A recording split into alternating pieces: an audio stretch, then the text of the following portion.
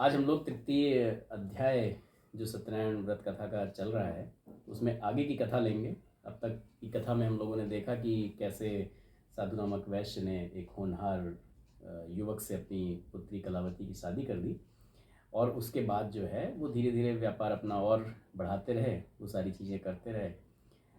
लेकिन व्यापार तो बढ़ाते रहे, लेकिन जो उन्होंने अपना संकल्प लिया था दोनों साधु नामक वैश्य ने और उनकी पत्नी लीलावती ने, तो उसको भूल गए वो कि एक अंश सत्कार्यों में दान करेंगे, सत्य का पालन करेंगे, सत्यव्रत धारण करेंगे।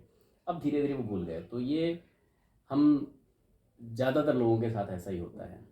जब तक संपन्नता नहीं होती है, सामान्य स्थिति, विपन्नता या सामान्य स्थिति होती है, वहाँ तक हम भगवान को याद करते हैं। हम लोगों से तमाम तरह की चीज़ें पूछते हैं कि हम क्या करें तो ऐसा हो जाए। तो उसमें जो जो जो कुछ बताता रहता है वो हम सब कुछ करते रहते हैं। और जब संपन्नता जैसे जैसे आती जाती है वैसे वैसे हमें अपना हमारा जो कर्ता भाव है वो जागृत होता चला जाता है कि मैं करने वाला हूँ। तब मैं ये भूल जाता हूँ कि मैं उस समय भगवान की शरण में गया था, मैंने पूछा लोगों से, कई सारी चीज़ें लोगों ने बताई, तो मैं उल्का मुख राजा के नाम पास गया, उन्होंने मुझे सत्यव्रत धारण करने की प्रेरणा दी। मैंने अपनी पत्नी के साथ मिलकर संकल्प भी लिया, मैंने कहा मैं सच्चाई और ईमानदारी से काम करूँगा, मैं अपने एक अंश संपत्ति का दान भी करूँगा, जो कुछ कमाऊँगा उसका दान करूँगा। इस सारी वजहों से ये हो रहा है, ये मैं भूल जाता हूँ। मतलब हम सब भूल जाते हैं और हम ये मानने लगते हैं कि ये सब कुछ जो कुछ हुआ है ये मेरे अपने प्रभाव से है, मेरे अपने प्रताप से है। तो जब ऐसा हो जाता है हमारी भी यही स्थिति होती है। वास्तव में अगर आप देखें तो जितनी भी कथाएं हैं, चाहे वो सत्यनारायण की कथा हो, चाहे किसी भी पुराण उपनिषद में कथा है, वो एक आम आदमी का रिप्रेजेंटेशन लेके बनाई गई है। नाम उनका चाहे साधु नामक वैश्य हो, नाम चाहे लीलावती हो, चाहे नाम हम में से किसी पात्र का रखते हैं, करते हम वही हैं जब तक कि हम अपनी चेतना को जागृत नहीं कर लेते। तो तब तक हम वही करते जाते हैं कि जब तक हमारे ऊपर कोई दिक्कत है, परेशानी है, कष्ट है, दुख है, तकलीफ है, तब तक हम मंदिर जाते हैं, तब तक हम साधु सज्जनों की संगति में जाते हैं, उनसे उपाय पूछते हैं, सब कुछ करते हैं। और जब उन्हीं में से कुछ उपायों को अपना के हमें सक्सेस मिल जाती है, तब हम ये भूल जाते हैं कि किस वजह से थी, और तब हम कहते हैं कि ये तो मेरी मेहनत है, मैंने इतनी कड़ी मेहनत की, मैंने ऐसा किया, मैंने वैसा किया, मैं। तो तब मैं आ जाता है। और वही जो कबीरदास जी ने कहा है कि प्रेम गली अति सांकरी, या में दो न समाए। तो इसमें या तो मैं रह सकता है या हरि, मतलब प्रेम की गली जो है उतनी सकरी, दोनों में से एक ही जा सकता है। या तो मैं रहेगा और या प्रभु जाएंगे। तो जैसे ही मैं आएगा प्रभु चले जाएंगे, तो प्रभु चले गए, वो सारा अपना जितना सत्संकल्प था और सत्य था सब कुछ भूल गए। ये भी तो है, जब तक मैं था हरि नहीं, अब जब हरि मैं है। था तब हरि नहीं, अब हरि है मैं नाही। है ना? प्रेम गरी अति सागरी, या में दो न या समाए। में दो न तो समाए। वही कबीरदास जी ने वही कहा है कि भैया दोनों नहीं चल सकते, या तो मैं रहेगा या हरि रहेंगे। तो मैं आ गया तो हरि कहे भैया तुम ही रह लो, हम चले। वो चल छोड़ देते हैं, इंसान वो लड़ते नहीं हैं, वो स्थान छोड़ देते हैं। तो जब वो स्थान छोड़ देते हैं तो जिनकी ये पूरी आराधना कर रहे थे लक्ष्मी जी की, तो लक्ष्मी जी कहाँ चलती हैं? लक्ष्मी चलती हैं हरि के साथ। तो जब हरि चले गए तो धीरे धीरे कैसे लक्ष्मी जी ने उनका साथ छोड़ा, ये पूरी कथा आज हम लोग देखेंगे कि कैसे कैसे क्या किन विपत्तियों का सामना उनको करना पड़ा और कैसे वापस फिर उन्होंने रिगेन किया अपनी सारी चीज़ों को। यही कथा है पूरी दूसरे अध्याय में। आज इस कथा को देखेंगे। कथा पर आगे बढ़ने से पहले एक बार परम पूज्य गुरुदेव और परम वंदनीय माता जी का ध्यान करते हुए गायत्री मंत्र का पाठ करेंगे सस्वर, और सीधे आएंगे आज की कथा पर। ओम भूर्भुवः स्वः तत्सवितुर्वरेण्यं भर्गो देवस्य धीमहि धियो यो नः प्रचोदयात्। प्रणाम। तो भूल गए साधु नामक वैश्य अपने दामाद के साथ व्यापार बढ़ाने लगे, लेकिन सत्कार्यों में जो एक अंश देने का संकल्प था वो भूल गए। तो उनकी पत्नियों ने प्रयास किया। बहुसो बोधितः पत्न्या सत्कार्येर्थे सद्व्यय तेन चोपेक्षितम सर्वम विस्मृतम कल्पितम पुरा।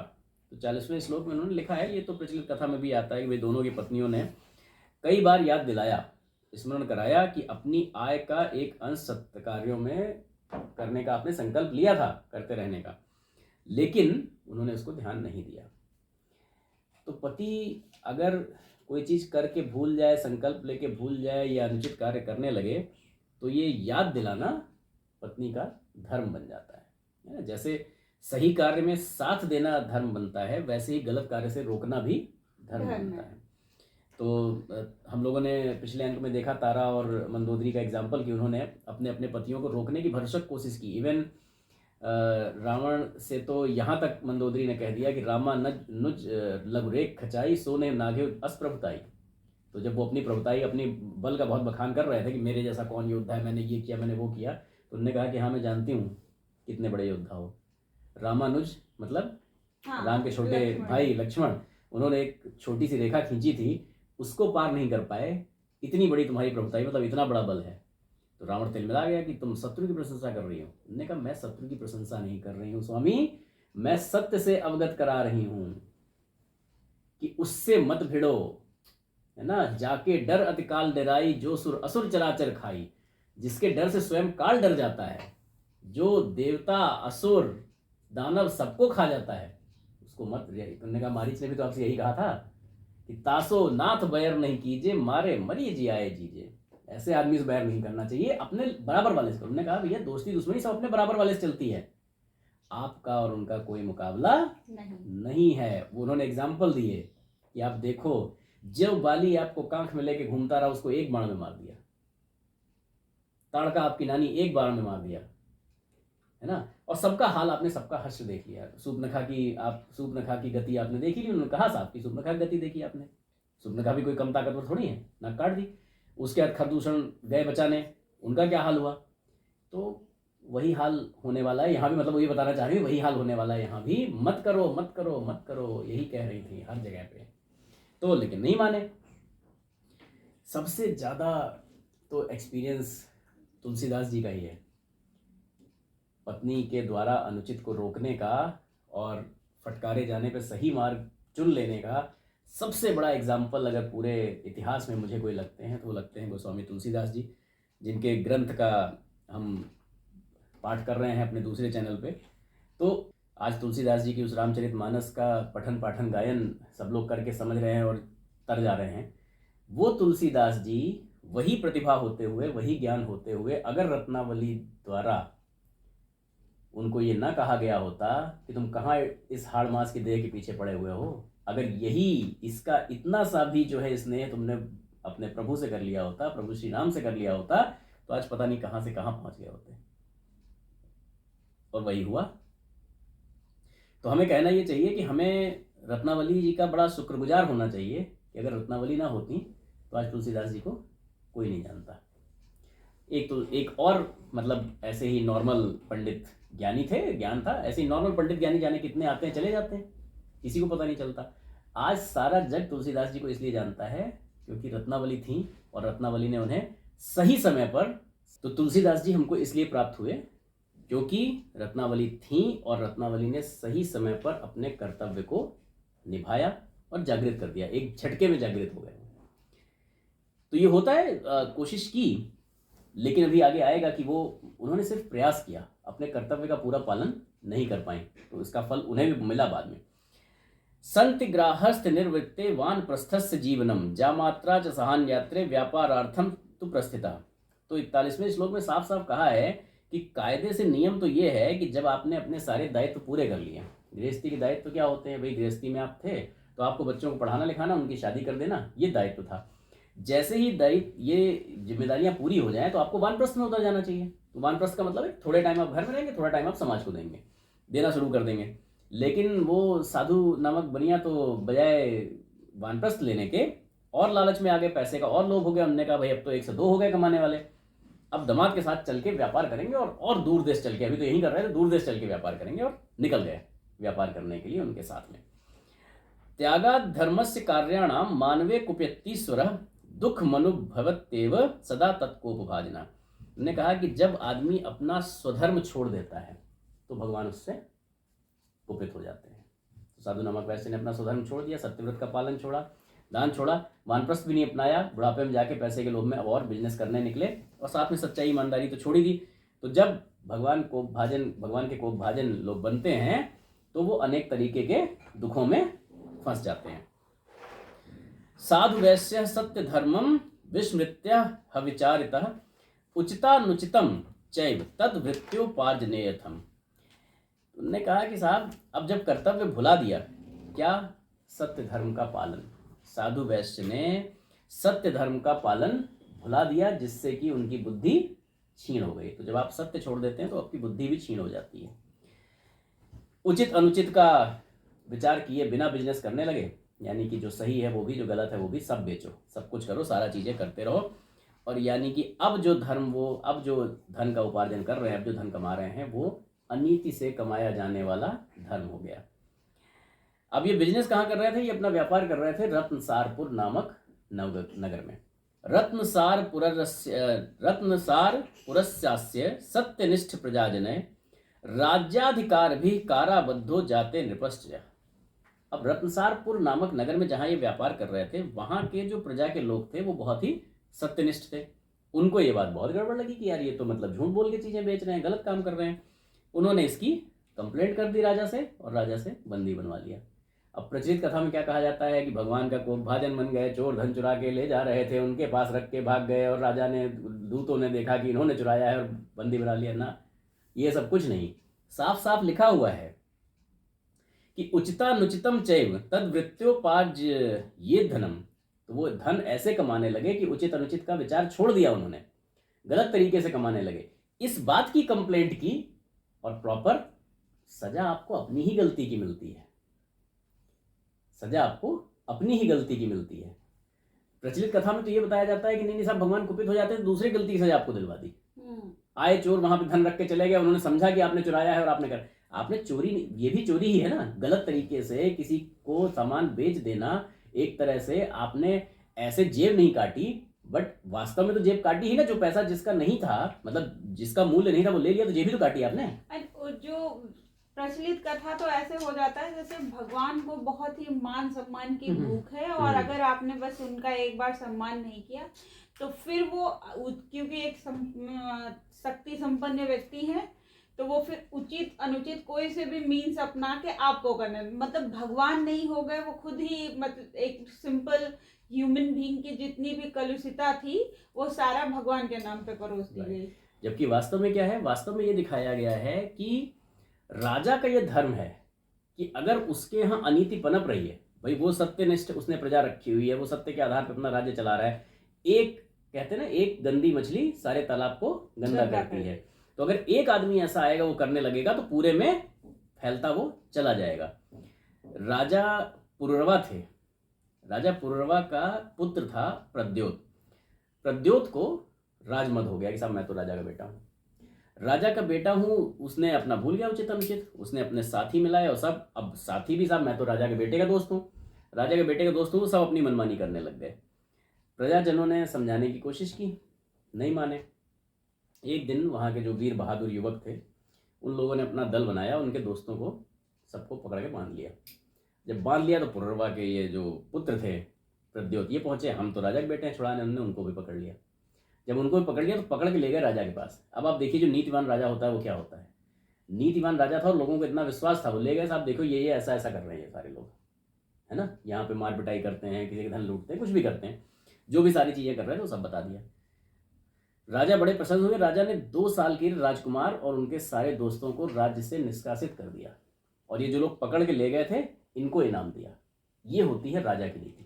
तो यही राजा ने वहां भी किया, इनको भी पकड़ के। अगर नहीं होता है तो फिर महाभारत होती है। फिर महाभारत होती है। पुत्र मोह में पड़ के जो धृतराज ने किया कि मेरा पुत्र कर रहा है तो कुछ भी कर रहा है। तो अर्धांगिन्यपि कर्तव्यम कर्तु सह नानुरोधितः सापि तस्मात् भगवतो जाता च क्रोप भादना। तो उन्होंने कहा कि उनकी जो धर्मपत्नियां भी थीं, उन्होंने याद तो दिलाने की कोशिश की, लेकिन वो भी अपना कर्तव्य नहीं निभा पाई। तो अब इसका कोप भाजन उन्हें भी बनना पड़ा, और उनके सामने भी स्थिति ये आ गई कि सर्वा संपद गृहा नूनम विलीना तस्य तत्क्षणात् ताभ्यामृतश्च तत्रापि ज्ञातम च दुख कारणम कर्तव्यस्य त्यागो ही चैकमेवास्ति केवलम। तो अब देखिए, एक बार जब आपके पास धन आता है तो आप क्या करते हैं, अपनी आप विलासिता के साधन बहुत बढ़ा लेते हैं, आप अपने खर्चे बहुत बढ़ा लेते हैं। उसके बाद धन तो चला जाता है, लेकिन वो आदत आपकी नहीं नहीं छूटती जाती।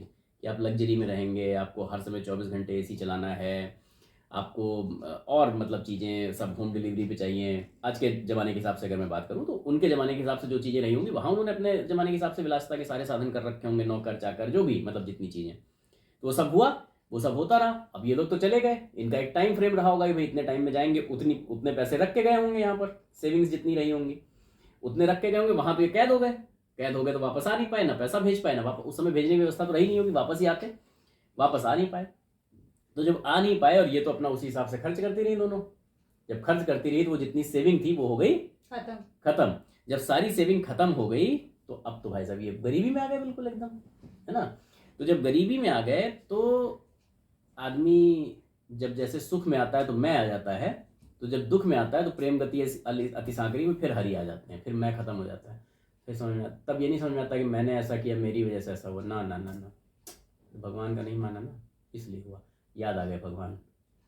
अब भगवान फिर से याद आ गए साधु नामक वैश्य को और लीलावती को। अब ये समझ में आ गया कि हमने जो अपने सत्यव्रत धर्म से विमुख कर लिया अपने आप को, जो ये सब नहीं किया, उसी वजह से हमारी ये क्या हो रही है, दुर्दशा हो रही है। हम अपने धर्म से और कर्तव्य से विमुख हो गए। तो इसीलिए रहीमदास जी ने कहा है कि रहीमन विपदा हूँ बली, जो थोड़े दिन होए, हित अनहित या जगत में जान पड़े सबको। तो कुछ दिनों की विपत्ति अगर आ जाती है तो पता चल जाए, वरना तो ये कभी सीधे रास्ते पे आते ही नहीं। तो थोड़े दिनों के लिए विपत्ति आ जाना सही है। तो जब समझ में आ गया तो उधर साधु नामक वैश्य ने राजा से क्षमा मांग ली, क्षमा भी मांग ली, और भाई मतलब किसी का गला तो काटा नहीं था, अनीत पूर्वक किया था, उसके लिए कुछ एक रहा होगा कि भाई 2 महीने 4 महीने 6 महीने की जितने भी महीने की कैद रही होगी वो पूरी भी हो गई होगी। उसके बाद निकाल के फिर पूछा होगा कि हाँ भाई बताओ आप सब करोगे, तो उन्होंने कहा होगा नहीं साहब अब नहीं करेंगे, हमसे बहुत बड़ी गलती होगी, हम बिल्कुल सही से काम करेंगे। तो राजा ने कहा कि अनीतिर धनिनाम सर्वान कुरुते नीति कारिणः व्यवस्था च समाजस्य भ्रष्टा भवति सर्वदा। 47वें श्लोक में साफ कहा है, राजा चंद्रकेतु ने कहा कि जब विभूतिवान धनी लोग जो समाज के उच्च पदों पे हैं, ऊंचे लोग हैं, बड़े लोग हैं, जब वो अनीति का मार्ग पकड़ लेते हैं तो बाकी लोग क्या करते हैं, वो उनका अनुसरण करते हैं। तो समाज के बाकी लोग भी वही राह पकड़ लेते हैं और धीरे धीरे पूरा समाज भ्रष्ट हो जाता है। तो जो बात हमने उस समय कही थी वही बात है कि एक मछली सारे तालाब, मैंने इतनी मुश्किल से अपने राज्य की व्यवस्था सेट की कि भी सब लोग सत्य पे रहेंगे, धर्म पे रहेंगे, तुम आ गए बाहर से, तुमने ये करना शुरू किया। मतलब वो बता रहे कि मैंने क्यों तुम्हें जेल में डाला, कि तुम्हारा अपराध तुम्हें लग रहा होगा बहुत छोटा है, बट वो बहुत बड़ा है। आज से वो तो मेरी पूरे समाज की, मेरे राज्य की व्यवस्था को चौपट कर देता, इसलिए मैंने तुम्हें दंड दिया। ठीक है। प्रचलित कथा क्या कहती है, जब उन्हें आ गया तो उन्होंने भगवान का स्मरण किया। उसके बाद राजा चंद्रकेतु को स्वप्न में कहा कि वो बिल्कुल निर्दोष हैं, उन दोनों को छोड़ दो। राजा को ध्यान आया, राजा ने बुला के माफी मांगी, राजा ने बुला के माफी नहीं मांगी, इन्हीं ने माफी मांगी कि अब मैं ऐसा नहीं करूंगा। राइट। तो मतलब श्लोकों में इतना साफ लिखा हुआ, मैं तो समझ नहीं पाता हूँ कि प्रचलित कथा बन कैसे गई और कैसे करके वो साफ साफ लिखा हुआ कि राजा चंद्रकेतु ने कहा कि अनीति का नाम जब लोग पकड़ लेते हैं। वो क्या रहा है ना कि जितने लोग आज के टाइम में कथा बाज रहे हैं उनमें से 80% की हालत ये है कि उन्होंने इसे ध्यान से कभी पढ़ा ही नहीं, और जिन लोगों ने एक आध बार पढ़ा उन्होंने भाषा को समझने में कोई प्रयास किया ही नहीं। उन्हें अपना सीधा सा है कि भाई इतने से हो जाता है, कथा एक होती है, 501 या 100 से लेके 501 तक दक्षिणा मिल जाती है, खत्म। बिल्कुल सही बात है। अब इसके बाद प्रचलित कथा में क्या आता है कि राजा ने बहुत सा धन दे के, आभूषण दे के उनको विदा किया, जबकि असलियत क्या है, वो कहते हैं अन्यायोपार्जनम त्यक्त्वा स्वीयं मूल धनेन च विधातुम च स्वव्यापारम समर्था संतु वै तथा।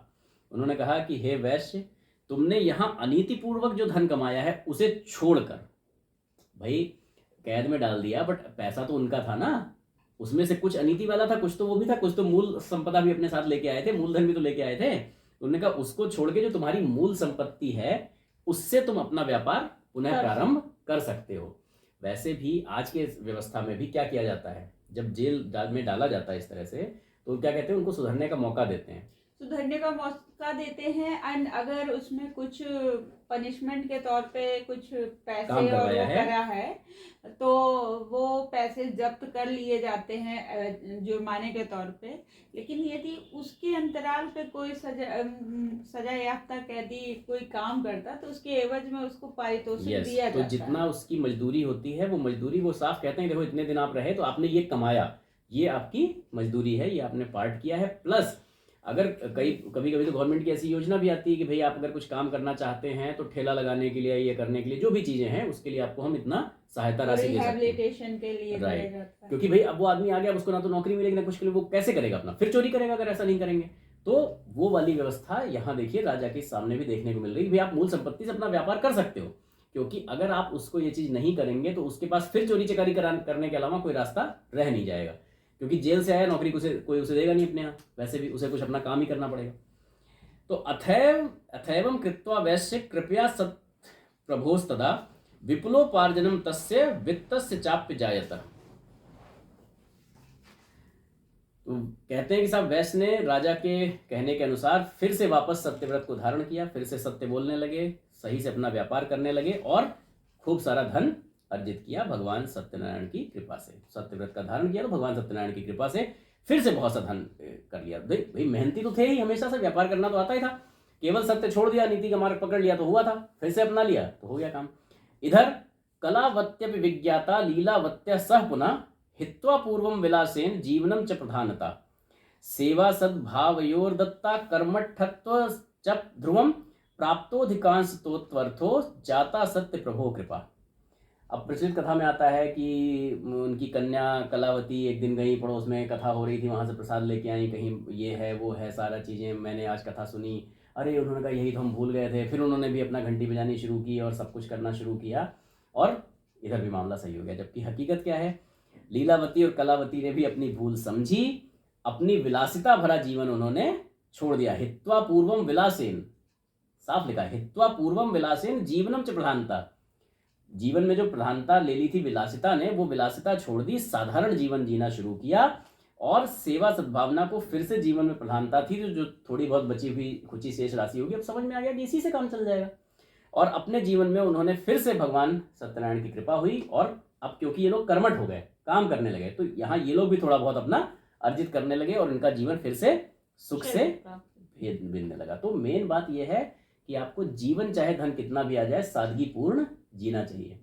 एक बार भगवान बुद्ध से उनके एक शिष्य ने पूछा कि साहब आप और आपके जितने अनुयायी हैं उनके मन में मतलब ये नॉर्मल एक कपड़ा लपेटे घूमते रहते हैं, वो अपना साज सज्जा की ऐसी इच्छा क्यों नहीं उठती मन में? तो उन्होंने कहा कि जब अंतःकरण को सजा लिया जाता है ना, तो ऊपरी शरीर की सजावट की कोई इच्छा नहीं रह जाती।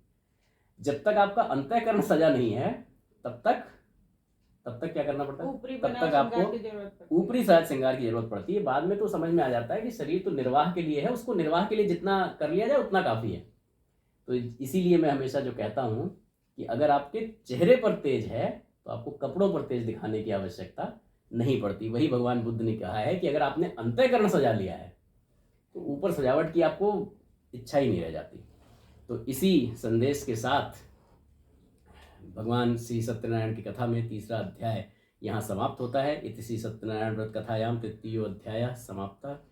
और इस संदेश के साथ हम लोग सत्यनारायण भगवान की कथा का तीसरा अध्याय समाप्त करते हुए जगत के कल्याण के लिए शुभकामना प्रार्थना करेंगे और चौथे अध्याय की कथा आप लोगों के लिए लेकर आएंगे। ओम स्वस्ति प्रजाभ्यः परिपालयन्तां न्यायेन मार्गेण महिषः गोब्राह्मणेभ्यः शुभमस्तु नित्यं लोकाः समस्ताः सुखिनो भवन्तु सर्वे भवन्तु सुखिनः सर्वे सन्तु निरामयाः सर्वे भद्राणि पश्यन्तु मा कश्चित् दुःखमाप्नुयात् श्रद्धां मेधां यशः प्रज्ञां विद्यां पुष्टिं श्रियं बलं तेज आयुष्यमारोग्यं देहि मे हव्यवाहन प्रणाम।